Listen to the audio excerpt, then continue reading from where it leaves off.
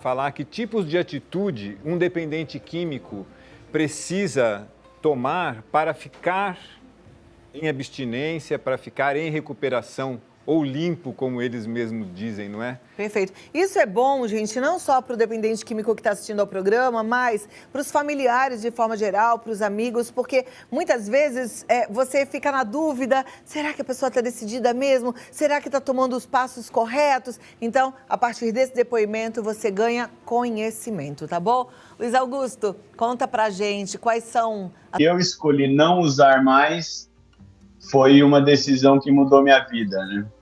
A partir desse momento, eu estava num quarto de hotel, né, numa sexta-feira, no mês de setembro, e ali naquele momento eu não via mais saída para esse momento, né? Eu não via mais como me retirar desse vício e eu tive uma escolha.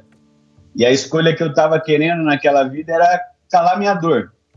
Eu não queria mais sentir essa dor, eu não queria mais usar, e eu ia buscar o suicídio, mas naquele momento eu falei, não, eu pedi tanto para viver, né, cara? Eu busquei tanto esse poder maior que eu para eu buscar essa vida.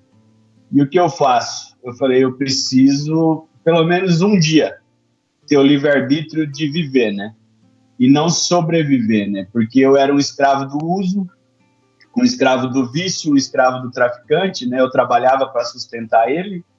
Essa era a realidade da minha vida. E ali naquele momento eu falei, eu preciso mudar.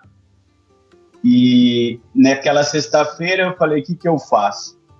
Minha religião de escolha é uma religião católica, né? Então eu sou católico, lógico, se ela é católica. Eu falei, eu vou procurar uma igreja e vou procurar um padre para eu me confessar. E eu esperei nesse virar à noite, fui até a igreja, encontrei o padre na Catedral de Piracicaba, conversei com ele. Ele me enrolou um bom tempo ali, né, pela situação que eu estava. Ele me deu um chá de cadeira de umas 4h30 até ele deixar eu sair de dentro da igreja, né, mas foi muito bom. Conversamos ali, ele me confessou. E saindo da igreja, eu encontrei uns moradores de rua. E ali naquele momento, na esquina, eu olhei para o morador de rua e me olhei. Falei, a única coisa que me difere dessa pessoa hoje é a disposição de eu estar buscando um tratamento, de eu estar buscando essa mudança de vida, porque ele ali naquele momento, ele era mais corajoso do que eu, ele aceitava a situação dele e se permitia viver daquela forma, enquanto eu não conseguia. Então, a partir desse momento, eu busquei um tratamento, onde eu fiquei numa comunidade que é ligada à Igreja Católica também, muito bem acolhida, em Santa Bárbara do Oeste. E a partir desse momento foi a primeira tomada de atitude, né? A mudar de vida. E chegando na comunidade, eu não tinha mais condições, né, nem financeiras de chegar até lá, eu tive que caminhar por 25 quilômetros para chegar lá. E cheguei a pé até esse sítio. E chegando lá, o único telefone que eu lembrava, né, era de uma moça que eu estava namorando na época, até uma passagem da minha vida, agora também em recuperação. E eu liguei para ela, o moço da comunidade ligou para informar minha família, e ali foi uma das coisas que me ajudou a mudar muito naquele momento. Eu fui muito interesseiro naquele momento de falar para ela, eu te amo, né? E ali ela foi muito seca no telefone e já me respondeu, cara, você não ama nem você, né? A situação que você tá, como você pode dizer que você me ama? E ali caiu uma ficha na minha cabeça. Eu falei, isso é a realidade, né? Eu tô tentando um suicídio assistido todos os dias, né? Então, como eu posso me amar se eu não respeito nem meu próprio corpo? E a partir desse momento foi onde eu busquei a recuperação, né? Dentro da comunidade, na primeira conversa com a psicóloga, eu pedi para ela 90 dias que eu não queria saber de nada, não entender nada, eu queria era me encontrar ali naquele momento.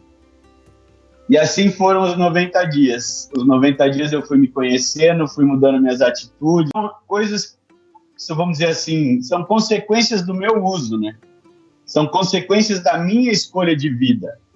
Não foi escolha de ninguém tirar isso de mim. Foi eu mesmo quem tirei essas oportunidades da minha vida, né? E nessa caminhada foi acontecendo isso, né? Eu fui atrás de uma psicóloga, onde eu abri toda a minha vida para ela, né? A Mariana, de Santa Bárbara, foi uma das pessoas muito importantes na minha vida nesse momento, né? uma pessoa que soube dizer 1 milhão de nãos para mim, né, e me colocar no meu lugar, né, e ali eu aprendi o meu real tamanho, né, porque eu era o cara que subia na caixinha de fósforo e já achava que eu estava no topo do mundo, né, e quanto mais eu subia, mais eu caía, né, eu era tão bom para subir, mas melhor ainda para me derrubar, né. E como eu comento muito no grupo, né, eu sozinho já sou uma quadrilha, né, eu não precisava de mais ninguém para fazer isso comigo, né? Então, e ali foi, eu me abri para uma psicóloga, né, buscar um psiquiatra, aceitar que eu tenho uma doença mental, espiritual e física, né, e saber que ela é incurável, progressiva e fatal, mas que pode ser estacionada, né, e não que eu sou um doente, né, eu não posso me colocar nessa posição de coitadinho, né, de que eu sou um doente, ai, coitadinho do Luiz, ai, que não faz isso com o Luiz, senão ele vai voltar a usar droga, né. Então, eu não me deixo nessa posição. E buscando um psiquiatra, né, aceitando uma medicação, aceitando um tratamento, fazendo essa manutenção com psicólogos até hoje, toda semana, vem dando certo, né?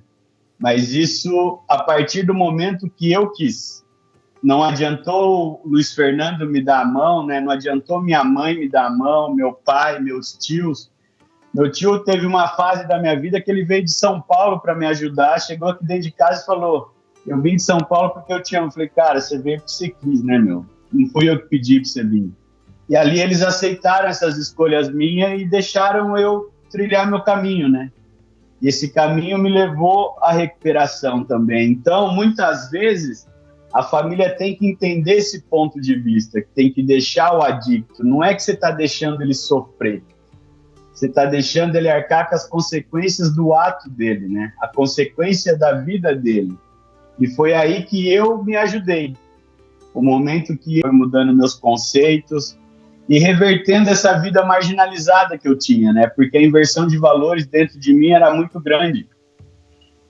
Então, nesse momento, foi esse momento de eu sair dessa parte marginalizada da sociedade, né, que eu vivia à margem da sociedade, né, por isso marginalizada, né, para eu conseguir me reintegrar na sociedade, porque dentro da comunidade nada mais é que eu sair de uma macro sociedade que eu não sei viver e entrar para dentro de uma micro sociedade onde eu funcionava pior ainda, né, porque ali aparecia todo o meu ego, né, toda minha prepotência, toda a minha arrogância, todos os meus defeitos de caráter se afloravam ali dentro, né? Porque esse é o adicto, né? Esse era o Luiz, né?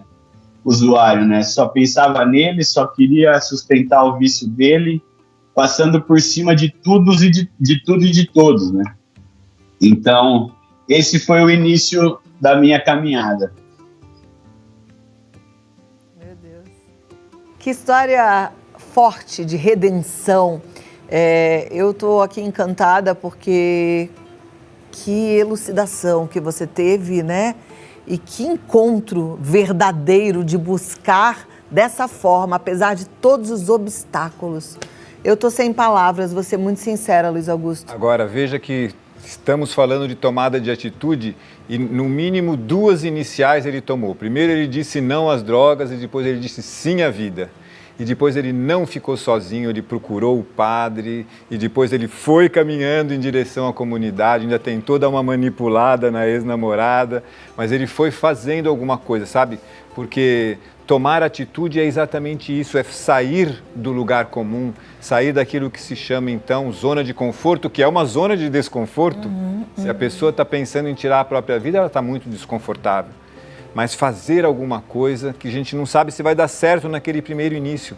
Mas é preciso sair dessa zona de conforto para ir realmente atrás de algo maior. E foi o que o Luiz fez. E agora ele está tomando a atitude de seguir a família, a mamãe dele, que é a querida nossa lá do Amor Exigente, e estar junto no Amor Exigente, podendo se voluntariar, podendo fazer responsabilidade social e fazer a manutenção do tratamento. Que incrível.